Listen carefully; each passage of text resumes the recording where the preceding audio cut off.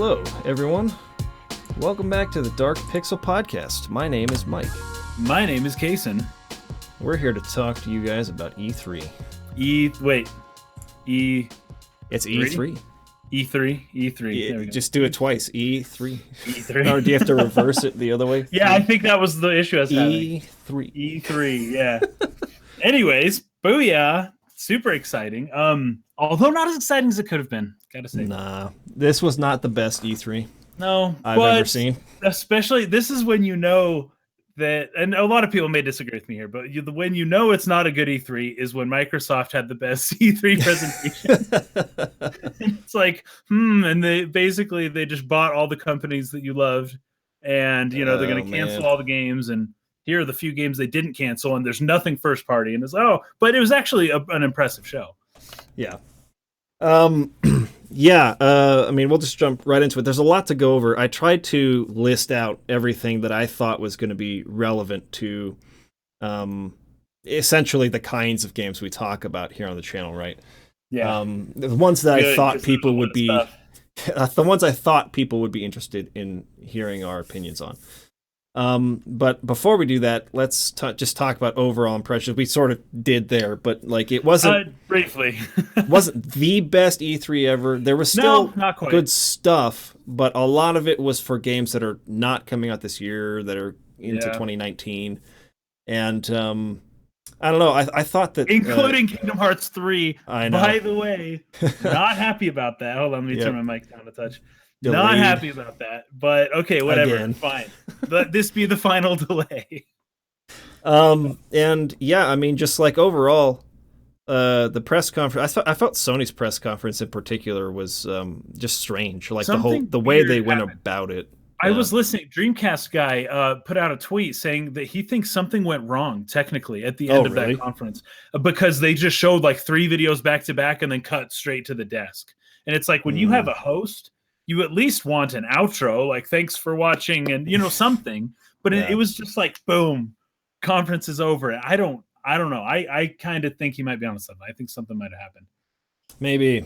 I did find it interesting that they built their like venues. That was kind of cool in like a parking lot, right? They didn't like go to a theater like normal. Welcome to church, and it was so funny.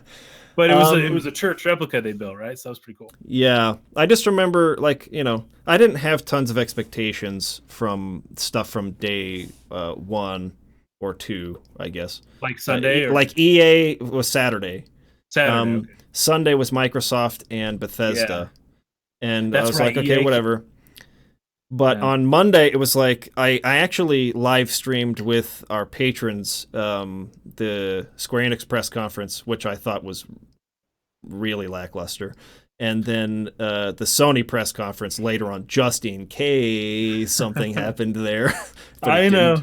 Nope, nothing. So I know. I was hoping to, but we knew the whole time. And it's not like there wasn't any good stuff. There's good stuff, I think, throughout all these press conferences to talk about. A lot of positive stuff to talk about, which we'll go into. Yeah, but I just feel like overall, each one left me feeling like, I would have expected something else, something to punctuate, something. Even with Nintendo, which I was sure was going to take it, and to some degree I think did. Sure. It's just still there were things missing though. I was I thought y'all were working on a Metroid. I thought the Super the 64 what do you call it, mini, the N64 mini. Yeah, right.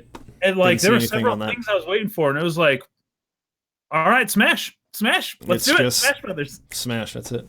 That's fine. They had a couple other things to focus on. Yeah. So it was. And that Yoshi game. There's a Switch Yoshi game. It was supposed to come out this year. They didn't even mention it. Didn't even talk about it. Yeah. Very interesting. So overall, of all the E3s to miss out on, because there was talk about maybe going this year. We could have gone. We got an invite, but I'm glad this was the one I decided not to go to. Yep. Me too. And I'm glad. Like we went 2 years ago, right? Yeah. You went last year, which was I went last year as well. Mm-hmm. But 2 years ago, I don't know. That's just the one I went to. That was a good one. That's the best E3 that's ever happened. Right? That was a good one. That was a great time to go. What about Square Enix though? Their press conference. It wasn't a press conference. What do you call it? Their video that they showed? They basically did a direct. They did, except it didn't have a host, right? And I started to realize the importance, as like funny as it was back when Satoru Iwata would, awkwardly stand in front of the camera and bow and say, now on to this game. And it was awkward. But without that, when you have what Square Enix did, which is just trailer after trailer after trailer, and then it's over, that's weird. It would just felt weird. It was awkward. It was more awkward, I'd say. You got to have somebody to kind of help introduce stuff and maybe go into a little more detail that wasn't visually represented in the trailer, but they had nothing. Yeah. So overall, I mean, it's okay, E3, I guess, but let's hop right into some of the stuff we liked. I want to start with Smash Brothers because of everything that Smash Ultimate of everything that I saw from E3, the only thing that made me go like, oh man, I'm really excited. I have to buy that. Yeah, is Smash Brothers Ultimate. Although I will say, for me, Kingdom Hearts 3, despite the delay next year, I know that sucks. It's stupid, but seeing Pirates of the Caribbean and Frozen, even, I'm not a huge Frozen fan, but the game just looks good. Every little bit that I see from Kingdom Hearts 3 looks really good, and I'm just waiting for it to finally not be delayed so I can play it. Yeah, but those two for me. Yeah, Smash Brothers. I was expecting it to be a new game. I know a lot of people were thinking, oh, it's probably just gonna be a port of the Wii U. It's like, no, man. They wouldn't have announced it the way they had. This is definitely. But I definitely also wasn't expecting that they were going to bring literally every character. Yeah. All of them from every game. They're all going to be there this time. That's really cool. That's super cool, including all the DLC characters, like everything. I think that's huge. 64 or 65 characters because they added characters. They added, Ridley. The Metroid. Yeah, Ridley. Which is super cool, by the way. Yeah. That character looks awesome. Looks awesome. 5, and they're going to add more. So it's like, oh my gosh, dude, this roster is going to be unfathomable. Although Sakurai did say, like, hey, don't expect too many new characters. Like, it was either we're going to get a bunch of new stuff or we're going to get the old stuff, but we can't get both because that would put the roster at like 100. And that's just freaking insane, right? Yeah. But every single character, I saw somebody tweet it out on Twitter, a picture of Sakurai just smiling during his direct. And at the bottom, it says, don't ever ask me for anything again. It was so funny because there's like people have such high expectations for Smash, and he keeps one-upping. And finally, I thought the Wii U Smash was like the ultimate final Smash, right? But this one is like shaping up to be even better. No, it's even the title, Ultimate. Yeah, I have. It's fast, dude. Like, it's offensive. It's not defensive at all. It looks great. And from, like, I don't know, I got the feeling, because I haven't been, like, when Smash Melee came out, like, that's the only game we had on the GameCube for a long time. I want to say, like, 8 months or something like that. Until Wind Waker came out, that was the only game that we had on the GameCube at all. And that wasn't even, I wasn't even upset about that, because I loved that game so much, and I played that game so freaking much. Yeah. Like, since that time, 2001, since that game was released, I have not been this excited about a Smash Brothers game. There was something about the game that made me think, like, I can't wait to go all the way through all the single-player modes and unlock everything again. Like, because I had done that, right? I unlocked everything in Melee. And you kind of get a burnout. Did not do in Brawl. Yeah, you get burnt out after a while. It's like I'm not gonna unlock everything again in the next one. I've already done that. But it's been enough.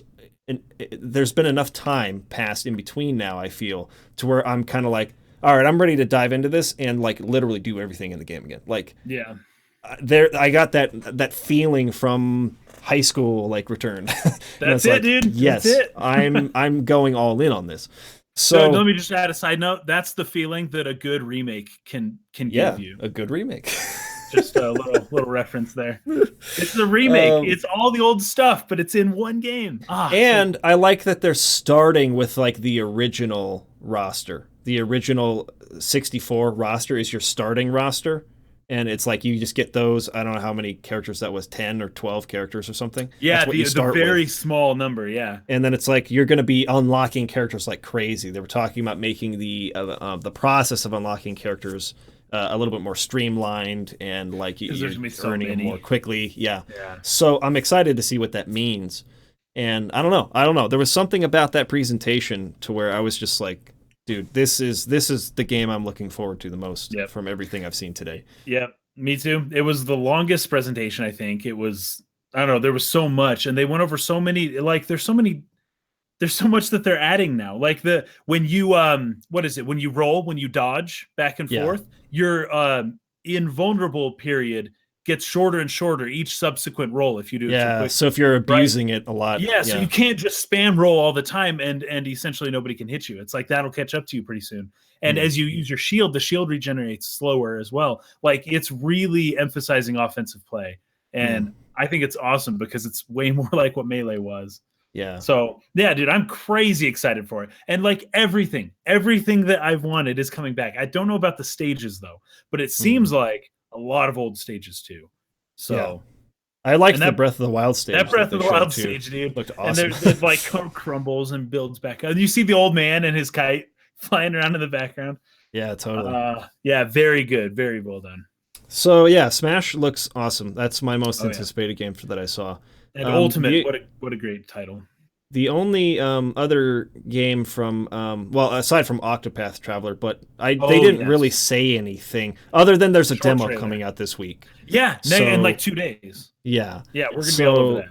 I'm gonna be. That was the most exciting thing they could have said is you can play Octopath Traveler in a couple days. I was like, yes, but both in Square Enix press conference and Nintendo's, they didn't really spend a lot of time on it. So no, I think they've already introduced all the characters. They've already done a lot. So. They've already said everything they wanted to say. Yeah, before the game comes out or whatever. So, anyways, yeah. So Octopath Traveler. Aside from that, Fire Emblem Heroes or Fire Emblem Three Houses is the only other game that I saw during Nintendo's Direct that I was interested in, and it looks really cool.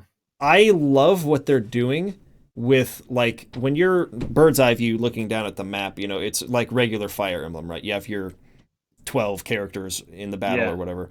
But then when you actually engage in the fights, it kind of zooms in, and you have armies. Yeah, it's like a whole squadron. Everyone's got like people. Yeah, they're like commanders with like a squad with them, or whatever you call it, a troop or whatever, a brigade.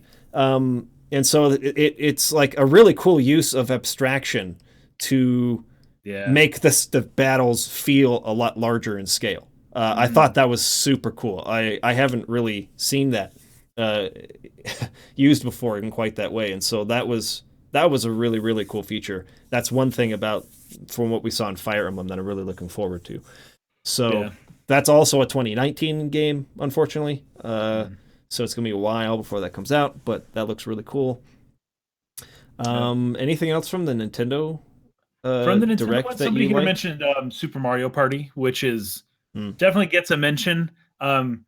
Mario parties just don't look as good as they used to, but this one looks better than any of the Mario parties I've seen recently, right? So it's like, cool, we may get it, but that's just a little mention there. Star Fox being in that weird space game. Starlink. Starlink. Whatever for Atlantis. Apparently only for the Switch version, though. That game looks really interesting. I mean, I'm always down for a game that has good, like, space battles, right? Like, that's always cool. Yeah. They have, like, the little toys that you attach to your controllers, which is kind of... And it's like you detach parts and then reattach parts. And it's like it changes in the game. That, to me, screams potential abuse of microtransactions and things of that nature. Yeah, especially like if kind of stuff. It's their version of Amiibo, basically. Yeah, they'll want you to go out and buy the actual physical parts, but if you're not doing that, right, like you're going to be buying, I guess, parts in the game, just the digital versions. And are they going to make it so that unlocking that in the game takes 10 billion hours versus just paying the $199 right now to get like that, weapon or whatever? So I'm a little on that for now because I don't know how they're going to abuse that or what their plan Yeah, is. I really started wondering about this. I saw the game and I was like, sweet. And then I saw the little thing on the controller. I was like, I see what they're doing here. This is a way for them to make more money selling essentially toys, right? Like, okay, Yeah. I get it. I get it. Yeah, for sure. But if it's like Amiibo, whatever, that's fine. People here also bring up Xenoblade 2 DLC. I think they're actually selling a physical copy of the DLC. Yeah. Yeah, It's like, it is really wow, interesting. that's crazy. Because at least from what I watched, it seems to be a like time jump backwards. Because to try and steer away from spoilers for the game, they allude to the time where, because like the main character in this game, right, the Aegis becomes his blade, but she had a blade before him, like way back in the past. And I think what they're doing is they're jumping back to that time. So it's like a prequel of sorts, right? But without it being like a full-fledged game, it's just like filling in parts of that story, or that part of the story, I guess. At least that's what it seems to me. Maybe I'm wrong about that, but that's the impression that I got from watching it. And yeah, you can buy a physical copy of it, which is crazy because you don't have to have the original game. You could just buy this as its own thing. Yeah, that's kind of cool, actually. And play it. So it's like, yeah, really interesting idea. Yeah.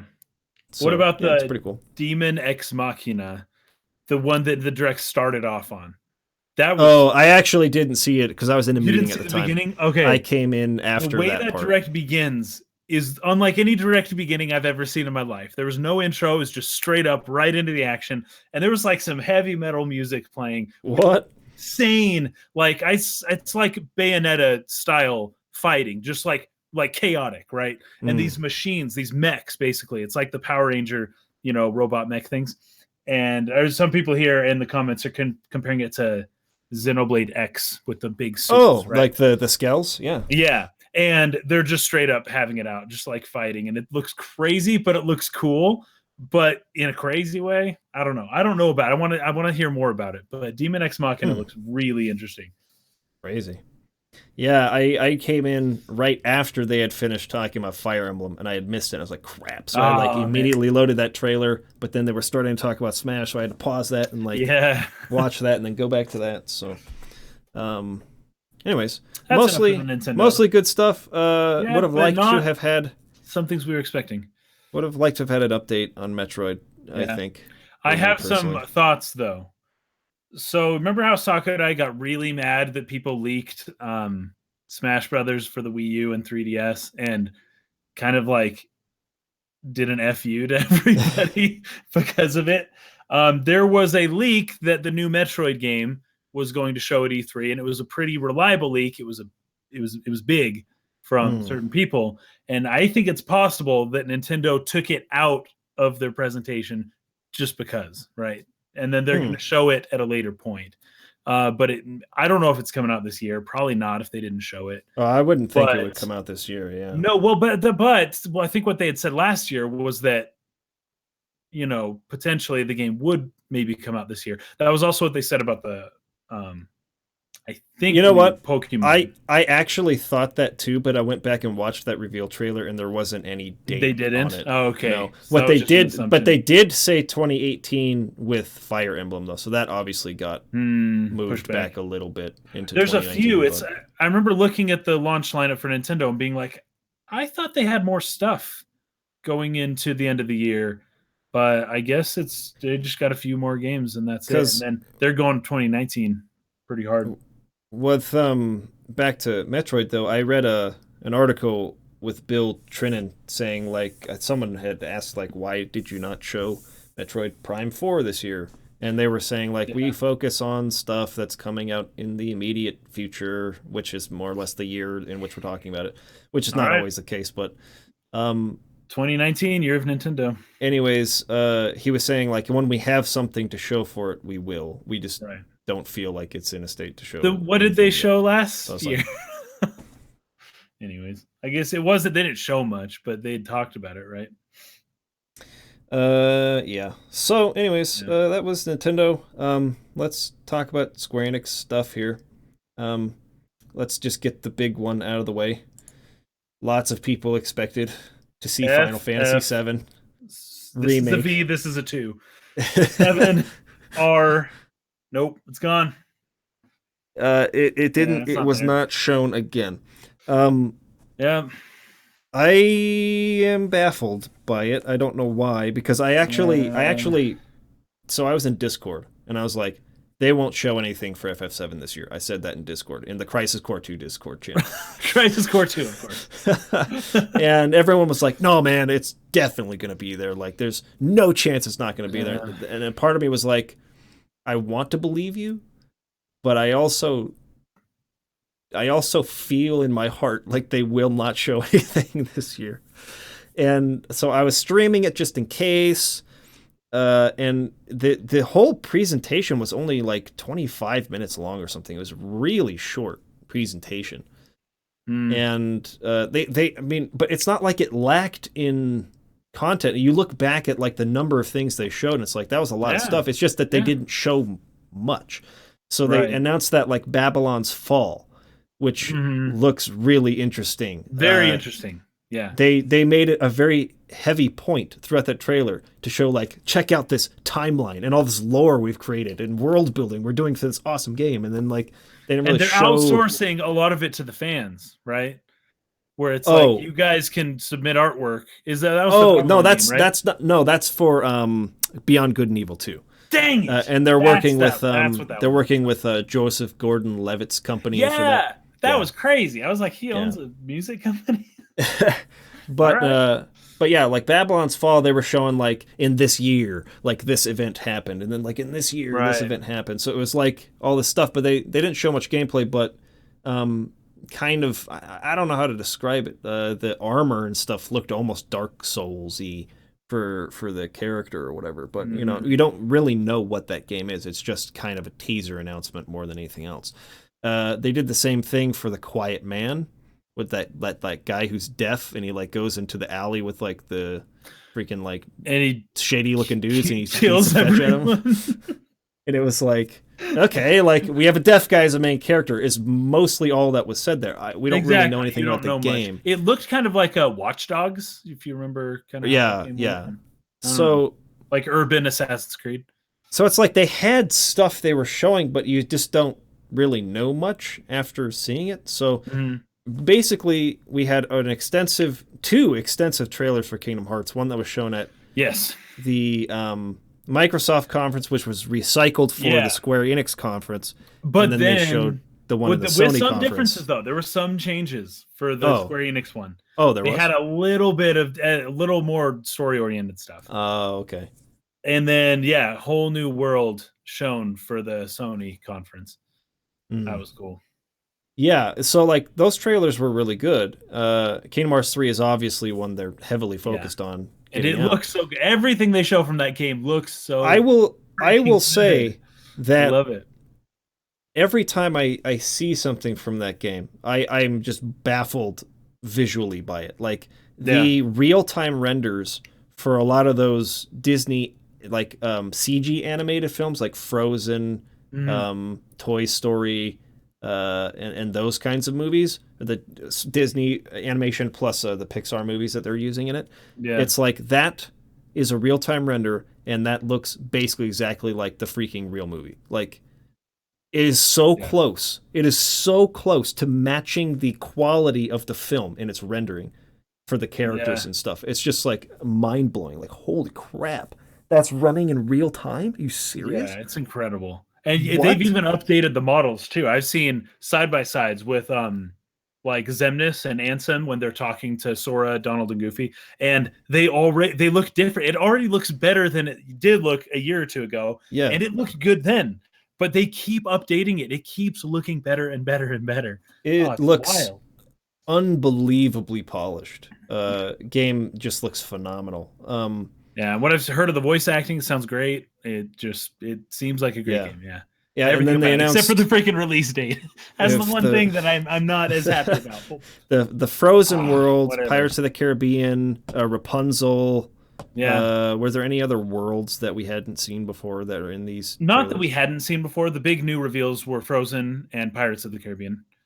And that sounded like Johnny Depp, by the way. I don't know. I don't know if that was really him or not. Probably wasn't him, but it definitely wasn't him in Kingdom Hearts 2. But they got a different voice actor this time that sounds so much like Johnny Depp, it might actually be him. I don't know. Disney has the connections for that, so it may very well be him. Sometimes they actually get these people, but I couldn't tell. Yeah. Oh yeah, and then of course Aqua. Oh dude, Aqua I saw the funniest video. Xehanort clone. What? Dude, I saw the funniest video of someone reacting to that when to Aqua. So you're too late. Hold on. Yeah, I freaking shared it here. I'm going to share it with you so you can see it so you know what I'm talking about. Wait a minute. Where is it? It was in content sharing. Dude, a lot of people have posted today. Okay, hold up. Well, today's a big day. Okay, I'm sending this to you in here. Just, it should have a time code to the part where it happens, but there we go. Send that to you.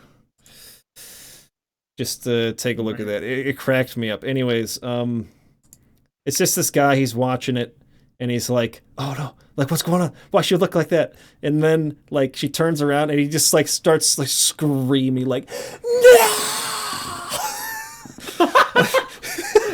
Oh my gosh. Just, like, losing it. I think he ended up passing out because he screamed so freaking much. But I've been watching a lot of the reactions to that trailer. It's been really funny. But that was the one thing no one saw coming. Like, I don't know exactly what Tetsuya Nomura is planning here. I do think I know one thing, and I'll be putting that in a video here soon. Secret, right? But yeah. Aqua's the only one that knows where Ventus is. Like, this is a real serious problem. That's true. Story. That's crazy. Because she was, that was part of the, what was it, that game that was released last year, that's that little 2.9 or 2.8 or what fragmentary is it? Passage. I know, the name is all weird, but that game revealed that she was the only one who knew, right? Yeah. And so, like, and it showed where he is. He's in the castle, and But she was stuck in the darkness for too long or something or other. She can't get out. She freaking became a Xemnas now. So there's only a couple spots left for the Xehanort clones, and the fact that Aqua's one of them freaking blows my mind, because you got the 13 Seekers of Darkness, right? Which Aqua is one now. Is like Terra's one too, I guess. So it's like, all right, I get it. They're not bad people. They're just being possessed. But then the 7 Seekers of Light, which everyone thought we had that figured out, but now that Aqua's kind of switched, it's like, all right. Anyways, it's crazy. There's some crazy stuff. I'm really excited for the game. That threw me for a loop, but I'm sure it's going to work out because Aqua, it's Disney. Like, she's not really going to die. Yeah. But it looks great. Game looks great. And I don't know. The only thing that I felt was off, and this is only, I really have to make this clear to people. Because there are some people who are like, oh, like talking. This is only a trailer direction critique. This is not, and nothing to do with the game. I think I know what you're going to say. This was actually across a lot of the Square trailers and presentations, but it was very weird to me, and I believe this was intentional. Like, they brought in that song. There's like a singer, right? Yeah, who did a song for the game. And they took out all the sound effects. I didn't like that either. I've seen trailers in the past where they do something similar. They bring in a song. They want the song and the emotion of the song to carry what you're seeing. And so they'll then not explosions happen and you don't hear it, but it's still impactful. Yeah, you don't hear any sound from the game. You might hear a narration here or there, a line of dialogue or something that sort of like tells the story of what you're seeing. But in terms of the auditory direction, if that's a word, auditory, the way they direct the audio of the trailer is that the music's carrying it, right? I understand that was what they were trying to do. Here's why I think it was weird.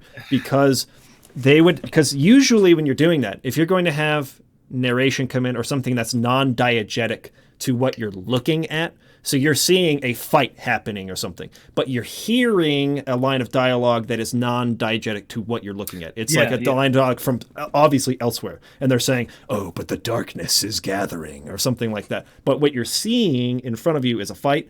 There's no sound from what you're seeing.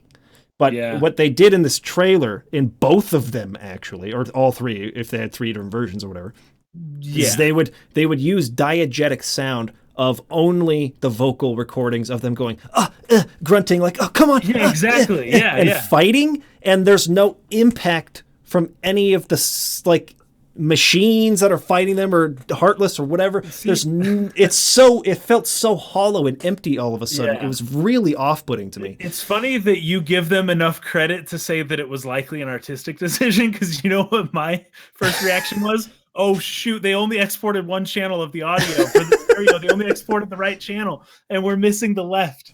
I thought it was an accident. I thought it was like, oh, someone totally screwed up. We're only getting half the audio.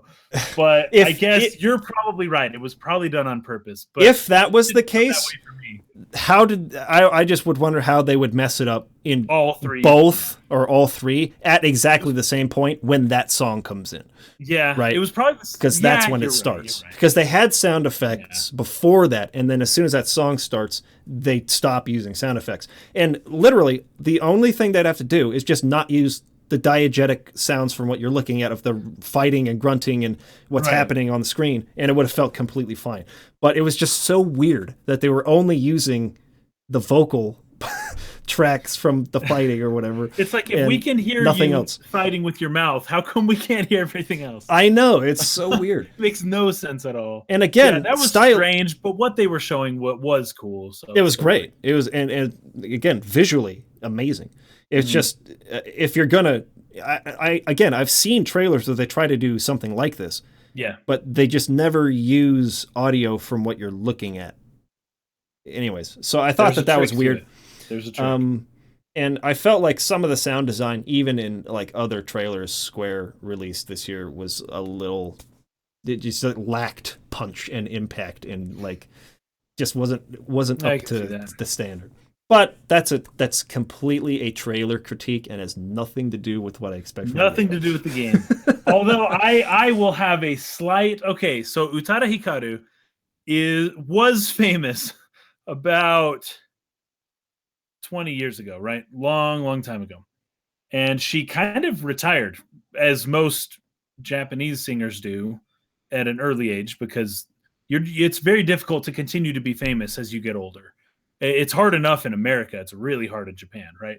And so she kind of, around the age of, late 20s, she kind of stopped making music. And all of a sudden they kind of brought her back just to do this song. I don't know if that was the right choice. She doesn't do this anymore. Like, this isn't her career anymore. But somehow it's, she did it for the first Kingdom Hearts, so we've got to have her do it for all of them. And it's a new song. It just doesn't sound as good as the old ones. I'm not going to say it's bad. It's a fine song. It's fine. Her voice is still, angelic and wonderful. It's just not, it's not what it used to be, I guess. Now that you actually bring up music, that's actually how I felt. That's like the only thing about the Smash Brothers stuff they showed that didn't work for me was the new theme. I can't remember it, so I guess it didn't work. It sounded real generic to me. Like, Smash Brothers music is like pretty iconic. Like, when you hear it, it's Smash Brothers. There's like a very distinct quality to it that like makes it unique. And I felt like the new Smash Brothers song didn't really work. Anyways, that's neither here nor there. But overall, Kingdom Hearts looks fantastic. Even I am excited to play that game now. So, and they announced the like all in one package, right? So Kingdom Hearts 3, 1.5 and 2.5 all together in one package for the PlayStation 4. That shows how crazy the story is. You have to play this. You have to play all If you have not played this, you will not know what the F's going on. If you play Kingdom Hearts 3 without the others, you're fetched. I don't know any other way to put it. You're screwed. You're in trouble. So, but it looks good, and that's probably what I'll end up doing. Whatever that package is, where it has all of them in one, I'll probably get that, and I'll just literally play the story from beginning to end, all the way through, and just like, okay, I've got Kingdom Hearts now. Here it is. Bam, got it. I follow you now, because I think we talked about it a few weeks back about Kingdom Hearts and how you need to kind of play them back to back, because if you have all this time in between them, which I did, as they were coming out, it was like I don't remember what's going on. So, anyways, that's Kingdom Hearts. By the way, somebody mentioned Utada Hikaru has actually been recording music all this time. And I just looked it up. She actually has. She had an album came out in like 2015. Oh, so she didn't retire? That's unusual. I didn't know that. So in 2010 was the last album I had heard of, and she hadn't had one for 5 years, but I guess she did put one out in 2015. So she isn't retired. Although she had a kid, she became a mom. But she did put out another album. She's just not as big as she used to be, I guess, is probably more what I should have, said. Some people are saying that they don't think it's a combo pack. At least that's the impression I got. It's a whole, because they showed all three of them together, and I thought that they were saying that. Now what they could have been saying is, because they announced it, that it was a new PS4 Pro that was Kingdom Hearts. Yes, themed. I saw that announcement. Yeah. So maybe it's something that comes with that only. With that. But sure, at least from when I was watching it, I thought it was that all three games you could get them together in like one thing. So if I'm wrong about that, I'm sorry, but that's the impression I got from watching it, and that's what I wanted to buy. And I don't know why they wouldn't do that, because it's a good idea. Okay. Enough Kingdom Hearts. Dragon Quest XI. We finally got the first trailer with English voice work in it, and it sounded an awful lot like Gladriel was narrating that freaking game. It totally did. It totally sounded like her. That's the first thing I said when I was watching it. That trailer was kind of the same way for me, where like the first half was like super cool. Yeah, and then cool. They brought in the Dragon Quest theme song, but it was done with like synthetic instrument fonts, like sound fonts that you would have heard from a game on like the PlayStation 2. I know they have a real legit orchestral version of that song out there somewhere that they could have used. But like the song that they used just lacked so much like punch to me. Anyways, as a sound guy, it bugged me. It was like, it was less Hans Zimmer, more John Williams. Well, it's just the instruments weren't real. It didn't sound like real music, anyways. For PS4. But Dragon Quest XI looks incredible. I'm really excited to play it. It looks good. I gotta say though, ever since I found out the 3DS version's not coming west, right. I don't actually care anymore about that game. I cared so much. It looked so cool. I was so excited to play it. And, the trailer looked fine and fun, but I'd already decided in my mind, like, I'm probably not going to play that one. Yeah. I will, for sure. I'm pretty stoked about it. Good. And did they say a release date on that one? I don't remember. Dragon Quest XI yes, they did. They did. I think it comes out in January. Release. Oh, there was another big game. Yeah, no, July 29th. Oh, no, that's 2017. Month? No, because that was the Japanese release. That was Japan, yeah. When is it coming out in America? And people on YouTube, tell us. USA. What is the release date? September 4th? Okay, I guess. September 4th in North America and Europe. Okay, so September. Well, good luck, Dragon Quest team, on your game that you didn't bring over my favorite part, and so I'm not going to buy it. Good luck. Yeah, Walid Ben Camila is also saying September. So yeah, September. Okay. So that's I'm really looking forward to it. It's gonna be great. Okay, so I think that's about it from the Square conference. Yeah, except for Octopath. But Octopath, awesome. Well, I'll be playing that in like 2 days. Yeah, because the demo that's coming out. Okay, the Sony conference.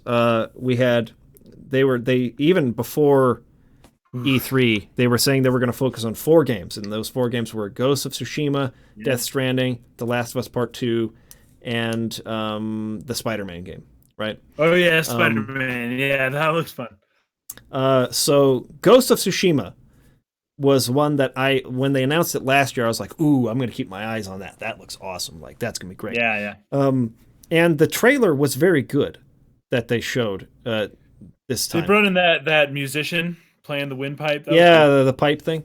But I can't say I'm as excited as I was before, because and this is actually something we're going to get into a little bit later, so I won't give all my thoughts on it now. There's question 3 for today was that why are studios oversaturating certain genres, right? And what I felt from watching Ghost of Tsushima, The Last of Us Part 2, having recently played God of War, I felt the same way. Uncharted, it's like single player focused games, especially on the PlayStation that are made for the PlayStation, all seem to be funneling into the same kind of style or genre. Yeah, totally. It was a little bit disappointing to me that Ghost of Tsushima looked like it was basically falling in line with that kind of style of game. Last of Us, God of War, and I was like, oh man, like I was thinking it would be different. Not that that's a bad thing, because I enjoy that style of game. I really do. Right. But I was just hoping Ghosts of Tsushima would be a little more unique. Now, that being said, there was the part of the trailer where he went one-on-one with that archer lady. Oh, and yeah. The camera sort of locked into a position where you had like the sunset in the background, and it was kind of like streaming some light through. And the character was moving in a way that almost looked like Soul Calibur-esque in terms of like the camera was locked on the side of them. And they could kind of like sidestep around each other. But I thought that was, I don't know, it was really interesting. I wondered how that would feel to play, because the camera was locked. It was not behind the character like usual. It was kind of locked looking in the distance, and they were sort of fighting in this like little arena or whatever. Yeah, the way that the way that battles, well, specifically, so they showed one a little bit before that where he fights, like there's like 3 people, right? And he faces off against the one guy, and the guy attacks, and he draws boom! Quicker, right? That was so sweet. That was so classic sweet. Akira Kurosawa, just freaking awesome.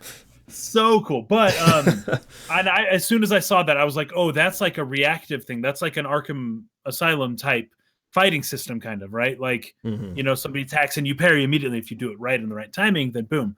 And I thought that was pretty cool. But the way that the fight happened, it was very ancient samurai-esque, right? Very similar to the way fights likely, maybe not exactly, but, you know, similar to the way fights would have gone a long time ago. And when it comes to fighting with the samurai sword, it is kind of a parallel like battle. Like you're always facing your opponent. You never, I don't know, just the way that it works, it makes sense in my head why they would have a locked side angle, because it's all about distance from your opponent, and you step forward and they step backward, and even when you're trying to get around them, they're facing you. You're just circling each other, facing each other. It kind of actually works. Yeah, I that's a really good point, and I found that was a very interesting way of sort of like having these really cool highlights of a specific one-on-one battle that like just look super intense. It reminded me a bit of I guess stylistically of the end of Metal Gear Solid 3 when you fight Boss in like that field of flowers. It had that like feeling to me of like this epic one-on-one close, melee combat battle, and like just the beauty of the surrounding area and everything. Like it was really cool. So I thought that was probably the highlight of the trailer for me, and the one thing that set it apart from games like I'm talking about that it felt like it was falling in line with. So I'm still very excited to play it. I think it's probably gonna be a great game, but my excitement for it took a little bit of a hit when it seemed to be falling in the same line of a lot of what basically the formula for first player story driven games are, action games I should say, are now. But otherwise it looks cool. Death Stranding. This is the 4th time we've seen the game. I think, right? There was the initial reveal. I still don't have a clue what it is. What is it? What is it? They showed, gosh, there's probably a montage, a minute-long montage of him just like walking around the world and climbing mountains, right? And it kind of reminded me of maybe something you'd see in Skyrim, or honestly Breath of the Wild, the way he was climbing and stuff. And it was like, and he had this big backpack on. I'm guessing the baby's in his backpack. I don't know. But he carries that around like on his chest. Like there's like a compartment on his chest to put it on. I didn't see it on his chest in those shots, but maybe he was just covering it. And that maybe something else is in the backpack. But it looks like an open world game where you can go anywhere and you're wandering. And I'm like, I wasn't expecting it. I was expecting a narrative-driven, linear, a focused, story-oriented game. And that's not to say that that's not what it will end up being, but open world is not the most suitable type of game for that, storytelling in general. So I don't get what the game is, what it's about, how it plays, or any of that stuff. It's just, I get that he is very artistic person. He's out there. He's like all about like raw creativity. I get it. I really do. Yeah. Announcing something that is super like, I don't know, just like way crazy and out there, and it's more of a teaser, right? And it's just like about showing the style of something. I get that. Yeah. The fourth freaking time that you've showed the game. Yeah, it's at this point years later. Yeah. At this point, it's starting to just feel pretentious. Like you think what you have is like the deepest, most like profound thing ever. And it's like this thing, like, but it's all style, no substance. Like, it's just, what is it? Is it a shooter? Is it an RPG? Is it an adventure game? Is it like, does it have puzzles? Like, what is it? What is the genre of the game? We still don't know. No. Nope. Unbelievable. Like, just tell somebody, show us something that makes sense so that we can get an idea of what to expect from the game. Because as of right now, everyone that I'm talking to, everyone I'm seeing talking about is like, this is just weird for weird's sake. Like, what is the point? Like, what is this? This isn't on my radar. This is whack. I don't know, man. It's like freaking crazy. I love how he's got the baby right on this like front pack, and like the monsters are coming or something, but they're invisible. So he taps the glass and the baby like turns and like looks out the glass. Like, he's being funny while at the same time being unbelievably serious, and at the same time like just blowing your mind with all sorts of things. But the handprint monster was interesting. I don't know what to say about the game. I really don't know what to say. I'm sorry. I don't know anything about it, and neither do you. There's nothing to say. It's people saying it's probably a stealth game, which is probably true. It seems to have that element because it's a Kojima game, but also they seem to always just be trying to hide from these invisible monsters or whatever. Although they did show a few parts where the guy's got a gun and he's like, and he's just shooting, but you don't see what he's shooting. He's just like shooting. I don't know. Yeah, I just want to know what the I just want to know anything concrete. I want to have a sense that I understand what to expect from a product that they want me to buy. You know what I mean? They didn't put a release date or anything, right? I don't believe so. Why do they?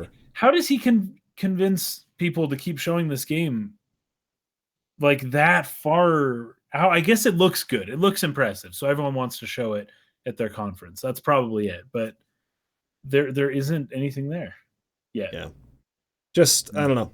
They got to start showing me something sensible soon, or else I probably will skip it. Yeah.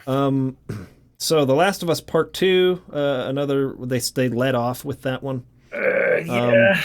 So here's the thing. I love The Last of Us, the first game. It's a very dark, very violent world. It justifies its violence with its story very well.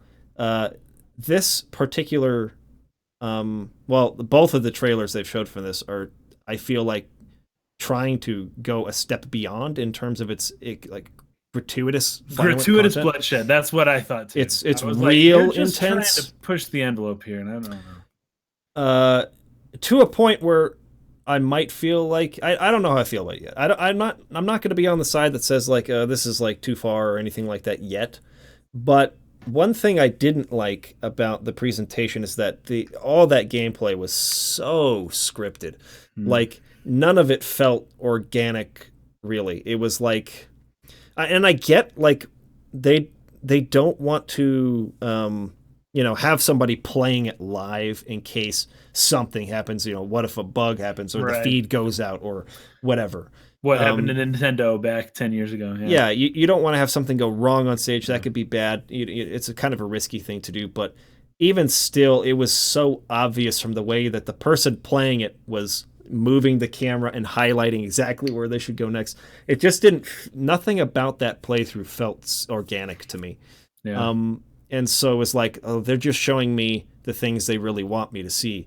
Now, that's not to say that I have any doubt that it's going to be an absolutely polished, near perfect, just from a technical standpoint, experience, because I have every reason to think Naughty Dog can deliver on that.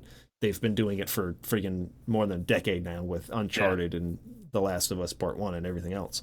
But it didn't get me feeling like really excited about the game, because I just felt like everything I was being shown was just too scripted for my personal taste. Sure. But so we'll have to see more later, I guess. It is definitely still a game that's on my radar. And I don't know. I want to see. They might be saving this as to not spoil it if there's like a real important reason. But why Ellie and Joel seem to be separated now? I'm sure she would have figured out. I won't say what happened at the end of the first game. That she'd probably be super pissed about. So we can surmise that she probably found out and they became estranged after that. But I don't know. I would like to see what kind of role he's going to play if he comes back at all, because I believe in the first teaser trailer they showed last year where she's playing the guitar, he walks in the room and says something to her, and it's obviously him. So they're going to come together, I would think, at some point. Just I want to see more, and I'm not quite as excited as I would think I would be for something that I loved so much before with the first game. Last of Us Part 1 or Part 2 didn't do it for me either. The trailer seemed, I don't know, watching trailers and specifically stuff for Last of Us Part 1, it was a little more obvious what they were trying to do.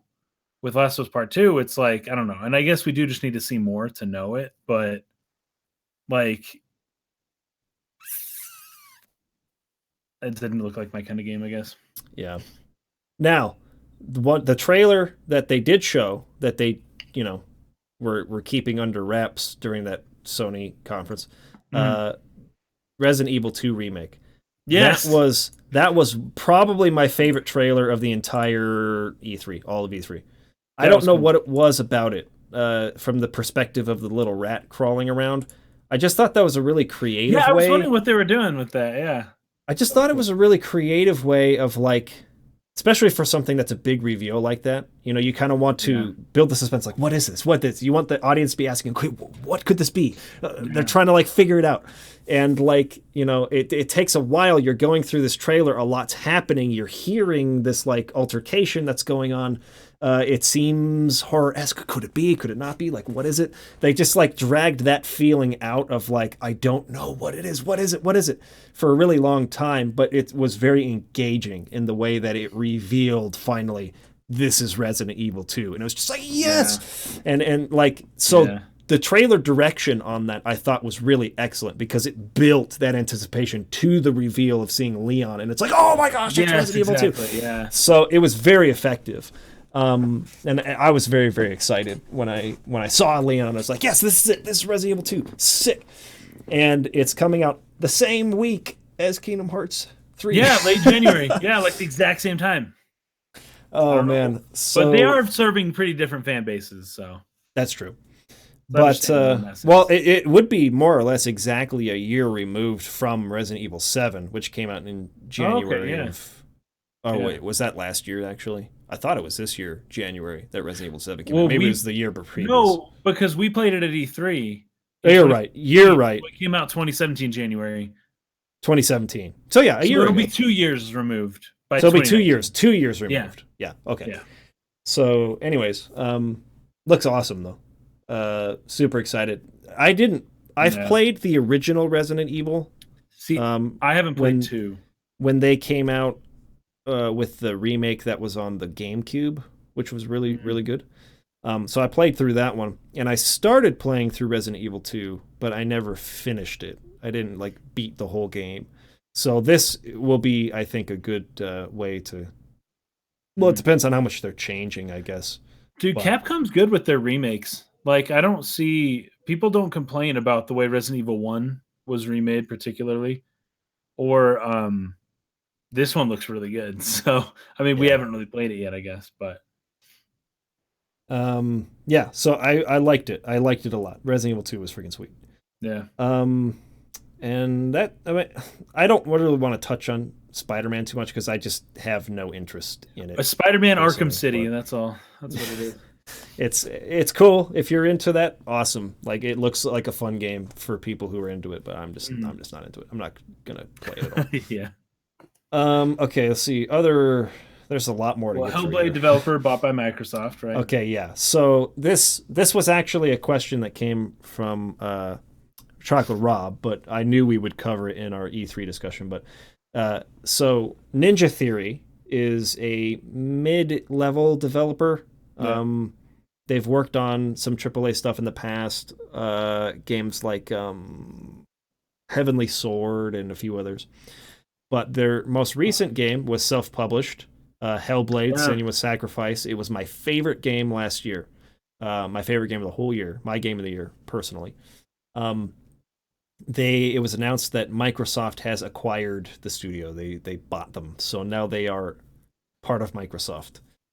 And that I did not like to hear. Microsoft has a tendency to buy companies and then cancel the games that they're working on. Yeah, that with Scalebound that happened, right? But wasn't Scalebound recently, or was that a rumor? I thought I saw a Dreamcast guy tweet something about maybe it was coming back again. But there was nothing. Geez. There was nothing at E3 for it. I figured we'd have seen it if that was maybe it was a rumor. So disregard what I just said. Anyways, but also with like Bungie, basically, like they bought Bungie, and then Halo, like I don't know. Well, I think Halo was the first game that Bungie made under Microsoft when Microsoft acquired them. For the Microsoft, but I didn't think that Microsoft, because I know Microsoft was trying to push Bungie a certain way, and they didn't want to. Well, eventually, that's why they ended up leaving. Yeah, right. But did Microsoft own them when the first Halo came out, or were they just like a second party? That was the first game that they published under Microsoft, I believe, unless there was a partnership and they weren't actually. That's what I was thinking, like a Pixar Disney thing. Like they hadn't bought each other yet back then, but maybe I'm wrong. I think you might be right about that. I think maybe they had just a partnership or something, and then it was later on that they got bought, and then they wanted to leave. Anyways. But the two studios that I know for sure have just like either a shell of their former selves or have closed since working with Microsoft were Lionhead Studios, which did the Fable games, and then Rare, which used to make all the classic. Rare was so Super good Nintendo before Microsoft and bought N64. it. They owned the 90s. I can't believe it. So, yeah. I mean, and we know, of course, with EA, like all the freaking studios that have gone to die within EA, it's just always kind of a dicey thing. Yeah, when a bigger company that's inefficient company, they make that small company inefficient, and it just screws the whole thing up. Yeah. So I'm a little worried. I'm a little concerned.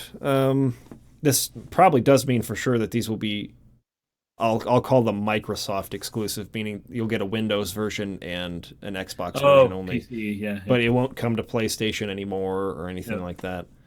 So there's a lot about that I don't like, but hopefully it works out for Ninja Theory. Man, you guys did so great with like your first self-published title. Yeah. You made a bunch of money. It was a really great success. The game was amazing. Just carry on, continue, but yeah. I'm sure they wanted to get paid. They wanted that fat paycheck. They wanted the money. They wanted the money. So I was a bit disappointed to hear that. Yeah. Devil May Cry 5 was announced during the Microsoft conference. Yeah. I never really was into those games. I loved Devil May Cry 4 and 3 and 1. 2 was not very good. But I remember like that was a style of game I was really into in high school. Yeah. But for whatever reason, I don't know, I just wasn't too stoked for DMC5. I think a big part of it was that new character that they had in there with the extremely fake, like, Southern accent. Yeah. She was a bit irritating to me. I didn't like the voice work for her. That kind of threw me off in terms of like the presentation of the trailer. I found her very irritating, actually. I didn't like her Yeah. at all. So that was a big part of it. I was kind of like, whatever. So not too excited for Devil May Cry 5, Yeah, Devil honestly. May Cry is just not something I really care about. The new Halo, Halo Infinite. Halo Infinite kind of looked like open world almost, didn't it? Dude, I was actually talking about this. I don't know if it is or not. I mean, I I would don't know think they either, but probably are trying to because that's what every game does now. yes. But Yeah. I was thinking about it. I made that video about open worlds and Open worlds, yeah. abstraction a couple weeks ago. And I Yeah. was thinking, I don't know what the square mileage per se of the Halo rings are supposed to be in terms of like the amount of land that is on the inside of them. Yeah. But say it is when you take like say a large island and you like narrow it down into however wide the Halo ring is. I don't know what measurement that would be, but like if you take like I don't know, Skyrim or Final Fantasy 15's world, right, which is like large and open, but you squeeze it down into something that's say like a mile wide, but then just like stretch it out into a big circle, like would it fit into a Halo ring? Because that could be something where it's like we actually have the capability to build a world large enough to seamlessly walk around an entire Halo ring. You know what I mean? That's interesting. Yeah. And then Like, in that sense, it can be relatively constrained, right? Because you can't go left, right too far. It's a ring. It's yeah, relatively right. linear Yeah, going the whole way. They yeah. can still structure things a certain way. Yeah. But I don't know how large the Halo rings are supposed to be. I Like, I don't think know if they're they're freaking big. are they supposed to be like I don't absolutely know. massive, or is it like a I don't know. total of 14 square miles squeezed into the inside of a ring? You know what I mean? Yeah. I don't Because know. if I it is think like a they're like I think they're bigger than that, but I don't know that. I just remember seeing that video. Somebody had made this really cool video comparing the size of like sci-fi spacecraft, like side by side, one how big was oh, one right. compared to the other. And they have like Star Destroyers and Death Star and everything. And the Halo ring was one of the biggest, and it was like as big as the moon or something. It was really big, but Okay. In that case, maybe I could probably be not, wrong but in comparing it to the moon, but it was sizable. it was big. But they don't have to, there could have been other rings, or there could have been like they could like maybe it was supposed to be that big, but for the purposes of this game, it's quite a bit smaller now. I would seriously love a Halo game where I could free roam an open world, like an open Halo, and just like get into a ship and just like fly straight up and land on like the top part of the ring I'm looking up at, or that I could walk around the entire thing seamlessly. That Oh, dude, look, would be Mike sick. Oliver said 10,000 kilometers in diameter. So Okay, we're so talking no, pretty big. We're no. talking like, well, like I think that's about the diameter of the moon, honestly. So So it's huge. it's freaking massive. So they can't really do that then. Not quite. So I would think that it's probably not open world unless it's just a portion of the Halo ring that they're going to, or if they break it up into like 3 or 4 different sizable maps. You know what I mean? So it's still open world, but it's like you'll have to eventually like exit the map on a certain point and then load the next sort of like map or something like that. Yeah. Anyways, Earth diameter in kilometers is 10,000. So, or it's 12,000 kilometers. so So it's it's almost the as size of the planet. it's almost the size of freaking the planet Earth.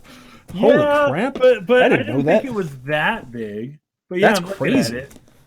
10,000 kilometers. It almost fits around Earth, basically. Holy All right. crap. All right, guys. Well, Gonna never happen. mind.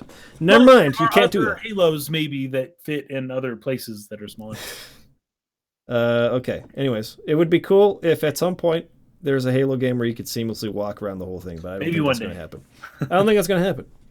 No. Okay. Cyberpunk 2077. This was a game I was really looking forward to. I'm a huge fan of CD Projekt Red and the Witcher games. And the trailer that they showed more or less just kind of sets the scene of like the city the game takes place in. But it didn't say much about like what the story is going to be about, or who the character is, or this game may still be a ways off. It seems that way to me. Yeah. And in addition to that, I mean, I liked the style. Like, I liked the music in the trailer. Cool. I liked the attitude of the trailer. It was cool, but they didn't really show us like what kind of same problem I've had with some of the other things, like what the game actually is. Now, they did have one of their developers clarify a few things. Just sitting down with like GameSpot and some of the other places and kind of talking about it. So it is a game that will be in the first person perspective. But they really, really wanted to hammer home, this is not a first person shooter. It's an RPG in the first person perspective with shooter elements. So I think they were trying to separate themselves as much as they could from being called an FPS. It's not an FPS. It is definitely an RPG. So something in the wheelhouse of like Fallout, right? Where it has shooter elements, but it's an RPG where you get perks and you level up your attributes, and there's choice and consequence, dialogue trees, like all that kind of thing. So that's cool. Would have liked to have seen some of the gameplay in action. Would have been very cool to have seen that. Maybe they did. I just didn't see it in the trailer they showed. Maybe they had something, a presentation where they did show stuff off, but I haven't seen it yet if it has been shown. I haven't. So I haven't. But yeah, there's not really much. And that's all you can really say at this point. It looks sweet. I can't wait to see more whenever that comes. Or Deus Ex is a good one. William Diaz brought up Deus Ex, similar to Deus Ex. Yeah, very. I thought that too. I thought when I first saw it, I thought it might actually be Deus Ex, but I was actually thinking the same thing. Okay, so there's not really much to say about that. No. Just don't know enough, I think, at this point. Then we have Sekiro: Shadows Die Twice, the new FromSoft game. A lot of people were thinking it was going to be Bloodborne 2. I was like, nah, it's not Bloodborne 2. Not going to be Bloodborne 2. Even last year, people were saying that. And it was like, there's too much Japanese-y stuff going on in this teaser. Too much Japanese, It's not Bloodborne. A lot of people were thinking it was going to be Tenchu, which that's what I heard. FromSoft had worked on in the past, but no, it's a brand new IP. Sekiro: Shadows Die Twice. Now, what the first thing I thought when I was watching this trailer was, holy crap, they're doing From Software's doing a Neo clone. It's like a clone Inception, right? Because it's like Neo clones Dark Souls, and then Dark Souls clones Neo. Neo back. Can't take that. Neo 2 is happening though. That's Neo 2 was also announced. So Sekiro and Neo 2. That's going head to head. Yeah, head to head. And then also with what's the other one? Ghost of Tsushima, which is a little different. But a lot of samurai Japanese setting or feel to a lot of these games that are coming out. But Sekiro, from what I've seen of it, it looks very, very cool. Oh, one thing I was going to note was that there was someone I was talking to. I was like, "Oh man, did you see that Sekiro trailer?" And he was like, "All I could think of while I was watching that was that they saw Neo from Software saw Neo, and they were like, all right, hold my beer,' and they went to make a better Neo, basically in less time because Neo took like 10 years." Yeah, that's so funny. But the addition to this one that seems to like the sort of like Soulsborne established gameplay that this is definitely taking after. There's a lot of even recycled animations from the Dark Souls games, like when he tries to open doors and stuff. It looks exactly the same, right? But the addition to this one, make it quicker, I guess. In Demon Souls and Dark Souls, you have the left triggers are your left hand and the right triggers are your right hand. That's kind of like the way they handle it. So it's the shield in the left and the sword in the right. And then with Bloodborne, they tried to switch that up, make it not so defensive, more an offensive type of game. So you have a gun in the left hand and a sword in the right hand. And then in this one, it looks like this grapple is kind of like what you do with the left hand. So you're grappling and like flying up to different. There's verticality to it. That seems to be like kind of where they're experimenting with the formula for this one. Is all with this like grapple weapon. So it'll be really interesting to see how that changes the sort of like the well-established formula of these games. Looks cool. I'm really excited for it. It's going to be awesome. Same thing with Neo 2. They didn't really say anything else. There wasn't any. It's gonna happen. Cool. Wasn't any gameplay, but it is happening, which is It cool. is happening. Let's see. Shadow of the Tomb Raider. Yeah, like got more Tomb Raider. Yeah, more Tomb Raider. This is the third one, right, since the reboot. Mm-hmm. But this is another one of those games that falls into kind of the same genre I was talking about. Yes, earlier. where all the games kind of fell into. Yeah. Where a lot of single player focused games, especially action adventure games, are falling into kind of the same style of gameplay. Yeah. Tomb Raider, it is really cool, but you can see them slowly taking things in a little bit different direction. The very first one was grounded. It was pretty well grounded, I felt, in reality, more or less. Like, she could do stuff no one can ever do, but still, it wasn't that bad, especially not compared to the older Tomb Raider games. With this one, did you see her jump out of that tree like 30 feet forward and like stab a dude in the neck? And like, she's becoming Rambo. She was not supposed, like, from what this reboot had started with back in 2009 or whenever the first one that they did, the first one of this more recent series, like, it was all circumstantial, you know, like, she was there, she didn't have a choice, she had to fight, she became pretty good at certain things, but she wasn't freaking Rambo. She wasn't like capable of what I see her doing now. And it's like they're slowly ratcheting it up. Like, she's going to become essentially a superhero, or basically what Ezio or some Assassin's Creed, like, she's going to become that. And I didn't think that was maybe the best way for her character, but they're trying to make her seem as, you know, hardcore and cool as possible now. And that's not like, I preferred the way that it was being handled before. Yeah. It seems like, you wrote a little note here, it's more of the same. And like, I mean, in a lot of ways that is what it is. You but could I see them also ratcheting it up in ways I don't like. You could say she's becoming the Tomb Raider, though. Oh, jeez. Is that the point? Is that where they're going with this? Well, Mr. Luxord said that. I thought it was funny. Third time's the charm. Now she's reached her final form, dude. She is now the Tomb Raider. She's reached her final form. Before it was like, this isn't even my final form. Now it's her final form, dude. I mean, I guess it makes sense she would be getting better at this after the third time it happens, but well, it kind of does suck that she, for the third time, is now like shipwrecked or airplane crashed or like abandoned in some like impossible situation where she has to survive. Like, that happens to you three times in your life? Holy crap. In some ways, that's like the unfortunate, like, you got Nathan Drake, right? He goes out looking for this stuff, and the trouble finds him, and he's ready for it, you know. But in her case, this is not on purpose. She's just thrown into this, and it's like, oh my gosh, you poor woman. Yeah, I guess it does feel a little bit more that way. I guess, yeah, it would. I don't know. I'm not trying to criticize it. I think it looks pretty cool. It does. It looks as cool as the other ones, I guess. But one of the other things about it is just that, like, as this stuff keeps happening, it becomes less and less believable that it happened on accident once again, right? Yeah. And that maybe that's probably the problem I have with this whole thing, is they're trying to portray her as, you know, the type of hero that she is. It's just not. It's not like what Nathan Drake is for Uncharted, right? Sure. It's just a little bit different, but you can only get away with that so many times before it's like, okay, this is an anthology. This is a series. This is Indiana Jones. This keeps happening. This is freaking Sinbad the Sailor, you know, like, this has become a season 3, you know, the adventurer season 3. She's no longer the character they're trying to sell us. She is basically Indiana Jones now. And that wasn't what she was supposed to be, I didn't think.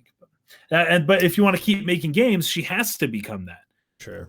But I like the way that she wasn't that in 2009. So I'm conflicted, I guess. Let's see. So I got some Bethesda stuff here. Did you like that Andrew WK came up and did a concert? I did. I freaking loved it. So I've been reading people's responses on Twitter, and you guys have no idea. Andrew WK is the master. He's the freaking best. And I love him. I love everything he does. I love that he puts the microphone in his pants while he plays the piano. I love his energy. So little thing about me, guys. I grew up listening to Andrew WK in high school. He was my jam, right? He was my favorite artist. other than maybe the Aquabats or Def Leppard, right? There you go. And I still listen to him today. His song Party Hard just gets me every time. And I was so surprised when I saw him, but I couldn't believe it because I liked him 20 years ago, you know, and he's my favorite person probably to live. And I thought it was great. I thought it was brilliant. I really did. I like Andrew WK as well. So, but I could see why some people were confused because it did make me question, like, why is he? Well, was he was right before the Rage? They went into like talking about Rage 2, yeah. So he's kind of associated with the Rage game. So I guess that makes sense. But I can kind of also see why some people are like, why are we having a rock concert in the middle of this freaking thing? You know.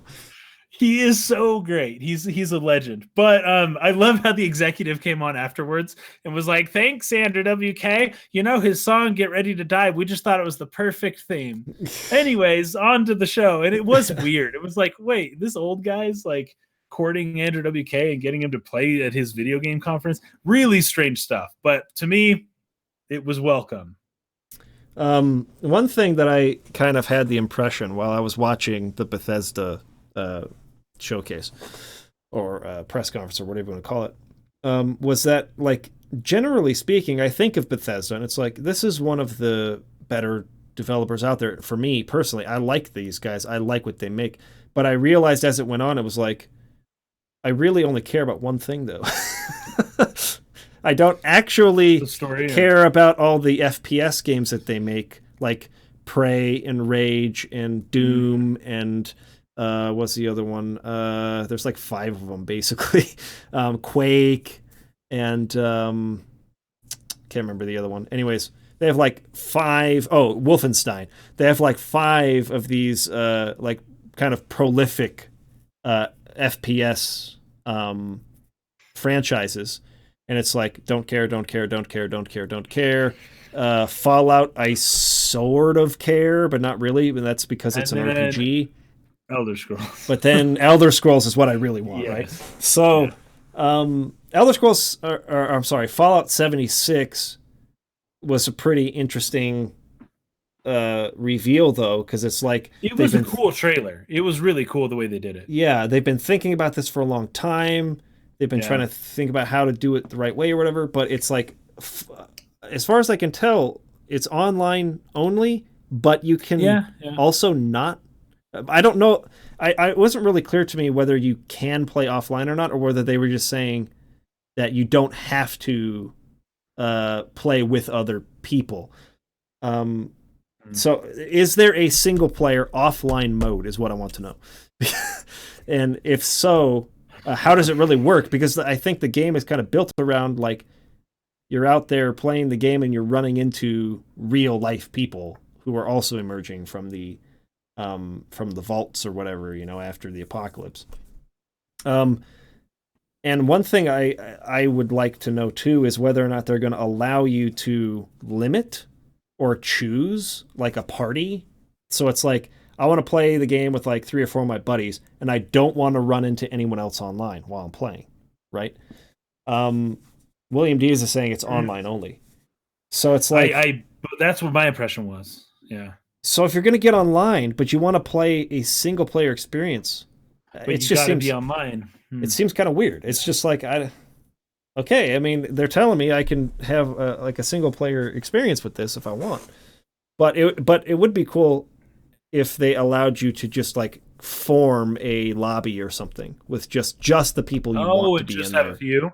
That'd be interesting. If they could do that, I think that would be very cool. Destiny here is saying you can't play solo. Todd said you will run into other people. Absolutely no NPCs. Yeah, because that's what I was going to point out. There are no NPCs. So how can you play solo? You know what I mean? But I guess what they were trying to say is that you can have the solo like experience, the single player like experience that all of our other RPGs have. But the people you're going to run into in the world, dozens is what they said, not hundreds, dozens of other players that are out there. So the way people act when they play online games, Like, it will not feel like a Fallout game just online. Yeah. It'll be a freaking mess because that's what all online games inevitably turn into. You're going to have people going crazy, jumping around, teabagging, doing whatever. Now I have Humom here who's saying, no, you can play solo offline. I think Todd Howard said that in the conference. So there's some confusion. I was confused watching it because I didn't know whether, it didn't seem clear to me. Can you play solo or not? Or do you have to be online, but you can have solo experience? Like, it wasn't very clear. When does that one come out, by the way?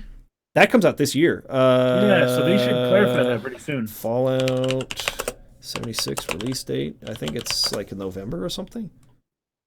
Fallout Battle Royale. Nice. Probably. November 14th? November 14th. So this November. Okay. Yeah, sure. I don't know. We'll see what happens. Talk about that a little more. It's happening in like, what did they say? West Virginia or something? Yeah, something like that. Well, it's kind of near DC, right? I don't know. I thought they said West Virginia, but maybe it was West Virginia. They talk about like rebuilding America and everything. Maybe they just showed shots of DC being nuked, and I assumed. But someone saying here, he simply said, yes, you can play single player. It doesn't mean you are mentally capable if you do. What? I don't really know what he means by that. But I don't know what you're getting at there, but I get it. We're all confused on this, so we'll seek clarification. You can just ignore everyone is what he meant. It's always online. You can just ignore everyone else is what he meant. That's not single player, dude. Oh my god. You'd be like, I play RuneScape single player. I just ignore the thousands of people around me. Okay, it is West Virginia. Oh, that's right, because the Country Road song. West Virginia. Okay, I get it. Barry here saying DC was for The Division, which was also another game they were showing off. Oh yeah, Division in the that EA cool, conference. I think that's the one with DC. You're right. Ubisoft or something. Anyways, but they did something unprecedented. Bethesda did, because they always only announce something when it's like about to come out. Right? Yeah, I always praise them for this. It's like the antithesis of Square Enix. Bethesda will say a game. Here's a game. The first time you're seeing it, announced. Guess what? You're gonna play it months from now, not years from now. Not this is in a conceptual stage, and someday you will play this. They always announce it within the same year, and they broke that for one of the first times I've ever seen, at least that in my own memory. They announced Starfield and the Elder Scrolls 6 with simple teasers. Without having gameplay to show, without having much to say about it. It's just like, guys, these games are being made. I'm not sure how I felt about that. I mean, because like, I think it's like, yeah, it goes without saying. Obviously, you're going to make the Elder Scrolls 6. We know that you're going to. I know they've been doing it for years. Yeah. But when you're going to talk about it, we want to like know some details. So we don't. Yeah. I don't know if there are people out there who are just like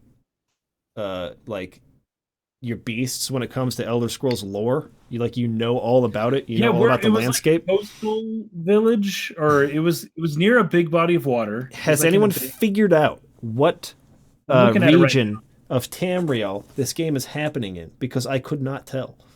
Yeah. Those are some tall vertical mountains, by the way. They're going to Black Marsh for this new expansion for the Elder Scrolls Online. Yeah, for the online one. What was that area in the Elder Scrolls 6 that they were showing? Looked really great.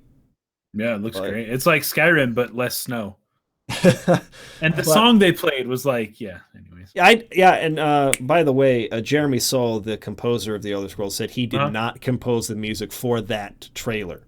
He said, but he is he said, I can't say anything other than I didn't make the music for that trailer. Okay. That was all I'm allowed to say is I didn't do that music. Because I wasn't a big fan of the arrangement of the Elder Scrolls theme that they used in the trailer. I didn't think it was really all that good. And so I was like, that couldn't have been Jeremy Soule who wrote that or arranged that. And it wasn't.